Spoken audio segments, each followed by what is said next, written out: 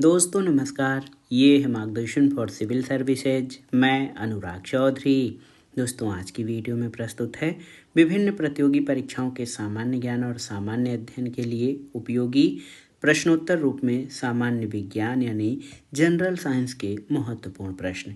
ये प्रश्न विभिन्न लोक सेवा आयोगों द्वारा आयोजित परीक्षाओं के साथ बैंक, एसएससी, रेलवे और अध्यापक भर्ती परीक्षाओं के लिए बहुत ही उपयोगी है। इसमें हम सामान्य विज्ञान यानी जनरल साइंस से संबंधित महत्वपूर्ण प्रश्नों को one liner question answer format यानी प्रश्नोत्तर रूप में प्रस्तुत करेंगे ताकि आप कम समय में अधिक से अधिक प्रश्नों को तैयार कर सकें। तो आइए शुरू करते हैं आज का वीडियो। प्रश्नोत्तर रूप में सामान्य विज्ञान से संबंधित महत्वपूर्ण प्रश्नों का भाग 4। पहला प्रश्न है, एंटीपायरेटिक्स का प्रयोग किस कार्य के लिए किया जाता है? तो याद रखिएगा, एंटीपायरेटिक्स ये मेडिसिन्स के प्रकार हैं। इसमें शरीर के दर्द और बुखार को उतारने के लिए एंटीपायरेटिक्स दवाओं का प्रयोग किया जाता है। अगला प्रश्न है, डीएनए का डबल हेलिक्स मॉडल यानी द्विगुणित model, DNA deoxy ribonucleic acid, DNA का डबल हेलिक्स मॉडल किसकी देन है? तो ये वाटसन और क्रिक ने डीएनए के डबल हेलिक्स मॉडल की खोज की और इसके लिए इन्हें नोबेल पुरस्कार से भी सम्मानित किया गया है। अगला प्रश्न है, रॉबर्ट कोच को 1905 में नोबेल पुरस्कार किस कार्य के लिए मिला था? तो याद रखिएगा, रॉबर्ट कोच को सबसे पहले जीवाणुओं का कृत्रिम संवर्धन और एंथ्रेक्स और टीबी के जीवाणुओं को अलग करने के लिए नोबेल पुरस्कार दिया गया था और ये उनकी महत्वपूर्ण खोज है। अगला प्रश्न है, टेकोफेराल किस विटामिन का रासायनिक नाम है? तो विटामिन ई का रासायनिक नाम है टेकोफेराल। जिस प्रकार से विटामिन डी का रासायनिक नाम कैल्सीफेराल है, टेकोफेराल विटामिन ई का रासायनिक नाम है। अगला प्रश्न है, कोलाइटिस रोग में प्रभावित होने वाला अंग कौन सा है? तो मानव शरीर की छोटी और बड़ी आंतें कोलाइटिस रोग से प्रभावित होती हैं। अगला प्रश्न है, कोबाल्ट ऑक्साइड कांच को कौन सा रंग प्रदान करता है? तो याद रखिएगा, डार्क ब्लू कलर प्रदान करता है कोबाल्ट ऑक्साइड जब कांच में इसको मिलाया जाता है। अगला प्रश्न है, रॉकेट के ऊपर जाने का सिद्धांत कौन सा है? तो सही उत्तर रेखीय संवेग संरक्षण, ये रॉकेट के ऊपर जाने का सिद्धांत है। अगला प्रश्न है, डेनियल सेल में प्रयुक्त धातुएं कौन सी हैं? तो डेनियल सेल में तांबा और जस्ता धातुओं का प्रयोग किया जाता है और इसको ड्राई या शुष्क बैटरी कहा जाता है। एक और महत्वपूर्ण प्रश्न है, आप देख सकते हैं, नीले लिटमस पेपर को लाल कौन करता है? तो ये अम्ल यानी एसिड। याद रखिएगा, एसिड जो है ये नीले लिटमस पेपर को लाल कर देता है और क्षार लाल लिटमस पेपर को नीला कर देता है। एक महत्वपूर्ण पुस्तक है, ओरिजिन ऑफ स्पीसीज नामक पुस्तक किसने लिखी? तो सही उत्तर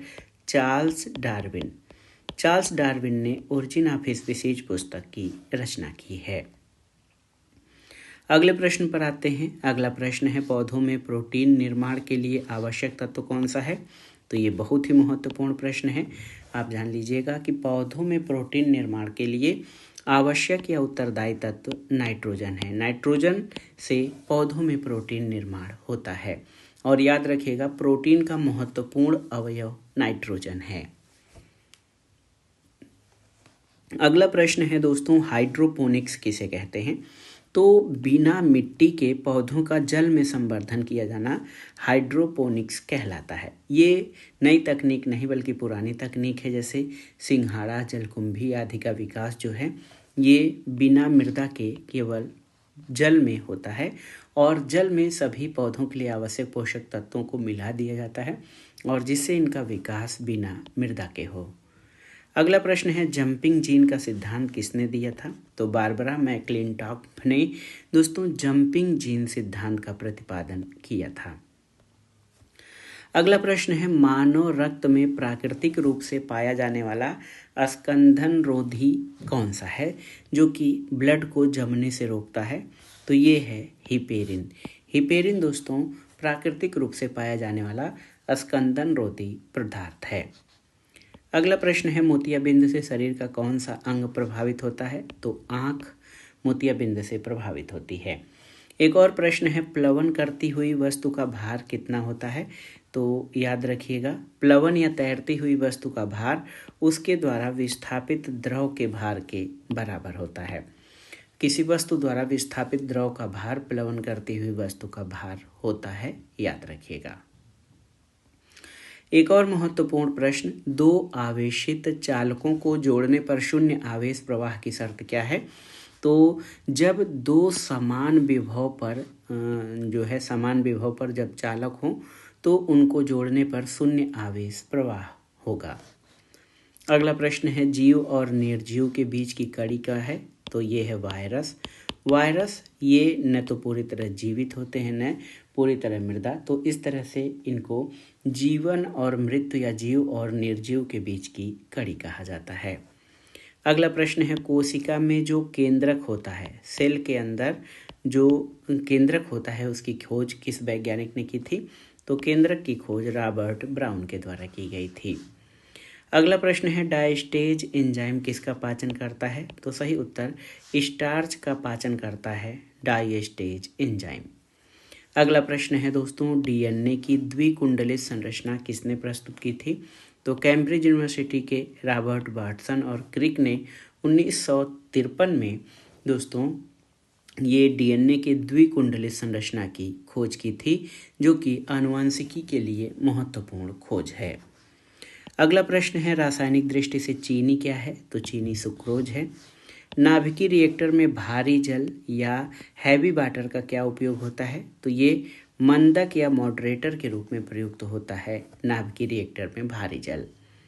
अगला प्रश्न है, लेजर बीम की सहायता से त्रिविमीय या 3 डायमेंशनल प्रतिबिंब बनाने की विधि क्या कहलाती है? तो इसको होलोग्राफी कहते हैं। अगला प्रश्न है, गन मेटल में कौन सी धातुएं होती हैं? तो तांबा, टिन और जस्ता मिलाकर गन मेटल का निर्माण किया जाता है। अगला प्रश्न है, सबसे बड़ा फूल किस पौधे को होता है? तो ये रिफ्लेसिया आर्नाल्डी पुष्प जो है ये सबसे बड़ा फूल होता है और ये परजीवी पादप होता है। अगला है, एक्सोबायोलॉजी एक महत्वपूर्ण टर्म है। एक्सोबायोलॉजी ये किसका अध्ययन करता है? तो याद रखिएगा, एक्सोबायोलॉजी पृथ्वी के अतिरिक्त अन्य ग्रहों के जीवों का अध्ययन करने वाला विज्ञान है। अगला प्रश्न है दोस्तों, पेशियों में लैक्टिक एसिड के जमा हो जाने से हमें क्या होता है? तो सही उत्तर, पेशियों में लैक्टिक एसिड जमा हो जाने से हमें थकान महसूस होती है। अगले प्रश्न पर आते हैं, कालाजार नामक बीमारी का संक्रमण किसके द्वारा होता है? तो कालाजार सैंड फ्लाई के द्वारा संक्रमित होता है। ग्रीन हाउस प्रभाव का मतलब क्या होता है? तो वायुमंडल में कार्बन डाइऑक्साइड की मात्रा में वृद्धि से ताप में वृद्धि ग्रीन हाउस इफेक्ट कहलाता है। अगला प्रश्न है, इलेक्ट्रॉन वोल्ट किस भौतिक राशि का मात्रक है? तो ये ऊर्जा का मात्रक है इलेक्ट्रॉन वोल्ट। अगले प्रश्न पर आते हैं, फास्ट ब्रीडर टेस्ट रिएक्टर में कौन सा ईंधन प्रयुक्त किया जाता है? तो याद रखिएगा, यूरेनियम प्लूटोनियम कार्बाइड का प्रयोग फास्ट ब्रीडर रिएक्टर में किया जाता है और इस रिएक्टर की विशेषता ये होती है कि ये जितना जो है ईंधन के रूप में प्रयुक्त करता है न्यूक्लियक जो पदार्थ है उससे अधिक मात्रा में उसका उत्पादन भी करता है। अगला प्रश्न है, किस दृष्टि दोष को दूर करने के लिए बेलनाकार लेंस के चश्मे दिए जाते हैं? तो दृष्टि वैषम्य यानी एस्टिग्मेटिज्म को दूर करने के लिए बेलनाकार लेंस या सिलेंड्रिकल लेंस के चश्मे दिए जाते हैं। अगला प्रश्न है, कुदनकुलम न्यूक्लियर पावर प्रोजेक्ट किस राज्य में है? तो कुदनकुलम तमिलनाडु में स्थित परमाणु रिएक्टर है। अगला प्रश्न है, लेजर किसका संक्षिप्त रूप है? तो लेजर का फुल फॉर्म होता है light amplification by stimulated emission of radiation, इसको लेजर कहते हैं। अगला प्रश्न है, अधिकांश ओजोन किस मंडल में संकेंद्रित होती है? तो ये स्ट्रेटोस्फियर यानी समताप मंडल में। टेस्ला किसका मात्रक है? तो ये फ्लक्स घनत्व का मात्रक है टेस्ला। और एक महत्वपूर्ण प्रश्न है, ऑस्टियोपोरोसिस की बीमारी किसे प्रभावित करती है? तो हड्डियों को प्रभावित करती है ऑस्टियोपोरोसिस। अगला प्रश्न है कच्चे फलों को कृत्रिम रूप से पकाने में कौन सी गैस प्रयुक्त होती है? तो एथिलीन या एसिटिलीन गैस का प्रयोग किया जाता है कच्चे फलों को पकाने के लिए। अगला प्रश्न है पौधों में शर्करा और पोषक तत्वों के स्थानांतरण के लिए किस पोषक तत्व की उपस्थिति अनिवार्य है? तो सही उत्तर पोटास। पौधों में जो शर्करा है और पोषक तत्वों के स्थानांतरण के लिए पोटास की आवश्यकता होती है। अगला प्रश्न है लोहा यानी जो आयरन है पौधे में क्या भूमिका निभाता है? तो लोहा ऑक्सीजन का स्थानांतरण और क्लोरोफिल और प्रोटीन के निर्माण में सहायक होता है। अगला प्रश्न है लार में कौन सा एंजाइम पाया जाता है? तो सही उत्तर टायलिन एंजाइम पाया जाता है लार में। अगला प्रश्न है जिस स्थिति में रक्त का थक्का नहीं जमता उसे क्या कहते हैं? तो ये हीमोफीलिया है और ये एक वंशानुगत व्याधि है जिसमें रक्त का थक्का नहीं जमता है और अधिक रक्त प्रवाह से रोगी की मृत्यु तक हो जाती है। अगला प्रश्न है शरीर के किस भाग को स्ट्रेटम कार्नियम कहते हैं? तो सबसे बाहरी परत को स्ट्रेटम कार्नियम कहा जाता है। अगला प्रश्न है फोर आर्म यानी ऊपरी बाहु की अस्थि किस नाम से जानी जाती है? तो इसका नाम है ह्यूमरस। डीएनए का आनुवंशिक कोड किस वैज्ञानिक ने किस वर्ष ज्ञात किया था? तो भारतीय मूल के अमेरिकी वैज्ञानिक डॉक्टर हरगोविंद खुराना ने 1965 में डीएनए का आनुवंशिक कोड ज्ञात किया था। अगला प्रश्न है 4 डिग्री सेंटीग्रेड पर पानी के लिए कौन सी राशि अधिकतम होती है? तो सही उत्तर है घनत्व। याद रखिएगा 4 डिग्री सेंटीग्रेड पर जल का घनत्व सर्वाधिक होता है। अगला प्रश्न है चट्टानों की आयु ज्ञात करने के लिए रेडियो सक्रिय आयु अंकन में किस समस्थानिक का प्रयोग किया जाता है? तो सही उत्तर यूरेनियम का।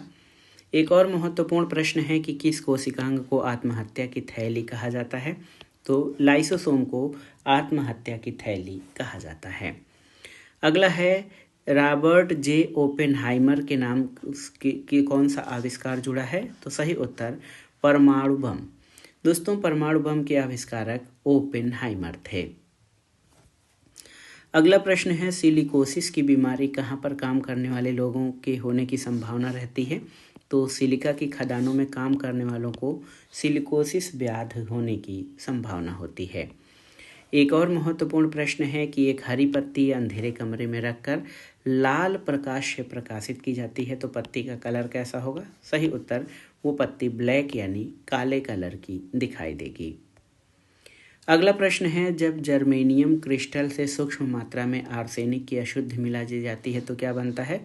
तो सही उत्तर एन टाइप सेमीकंडक्टर बनता है जब जर्मेनियम क्रिस्टल से सूक्ष्म मात्रा में आर्सेनिक की अशुद्धि मिलाई जाती है। अगला प्रश्न है ट्रांसफार्मर का क्रोड किस धातु का बना होता है? तो ये नर्म लोहे का बना होता है। रेडियो एक्टिविटी की खोज सबसे पहले किसने की थी? तो हेनरी बेकुरल नामक भौतिक विज्ञानी ने सबसे पहले रेडियो सक्रियता की खोज की थी। अगला प्रश्न है देख सकते हैं आप कि यदि किसी कॉनकेव दर्पण को पानी में डुबाया जाए तो उसकी फोकस दूरी पर क्या प्रभाव पड़ेगा? तो सही उत्तर है ये अपरिवर्तित रहेगी। एक और महत्वपूर्ण प्रश्न पेसमेकर किसकी गति को सामान्य बनाने के लिए लगाया जाता है? आप जानते हैं हृदय गति को सामान्य बनाने के लिए पेसमेकर का प्रयोग किया जाता है। अगला प्रश्न है हृदय संबंधी असामान्यताओं का पता लगाते हैं किसके द्वारा? तो ईसीजी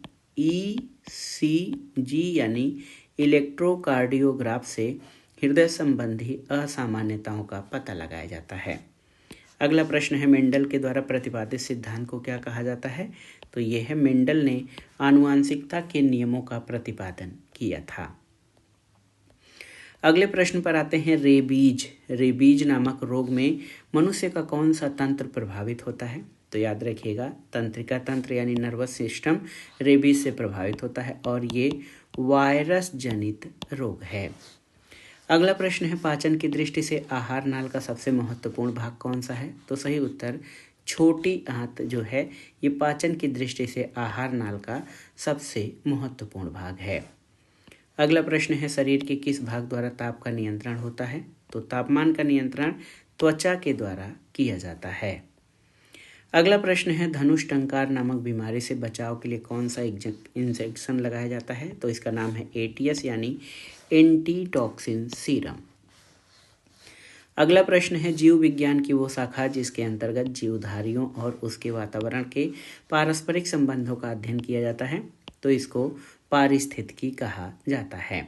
और लास्ट क्वेश्चन है, ऑस्टियोमलेशिया नामक रोग में शरीर का कौन सा तंत्र प्रभावित होता है, तो कंकाल तंत्र।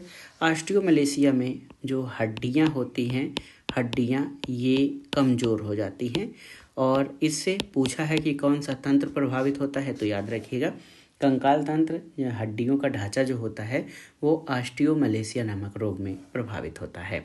तो दोस्तों ये था आज का वीडियो। इसमें हमने जनरल साइंस यानी सामान्य विज्ञान से संबंधित महत्वपूर्ण प्रश्नों को कवर किया। ये प्रश्न आपके आगामी परीक्षाओं के लिए बहुत ही उपयोगी हैं। आप इन प्रश्नों को अच्छे से तैयार कर लीजिए। ये वीडियो आपको कैसा लगा हमें कमेंट बॉक्स में ज़रूर बताइएगा। वीडियो को लाइक करें, शेयर करें और इस चैनल मार्गदर्शन फॉर सिविल सर्विसेज को सब्सक्राइब करें। वीडियो देखने के लिए धन्यवाद दोस्तों। नमस्कार।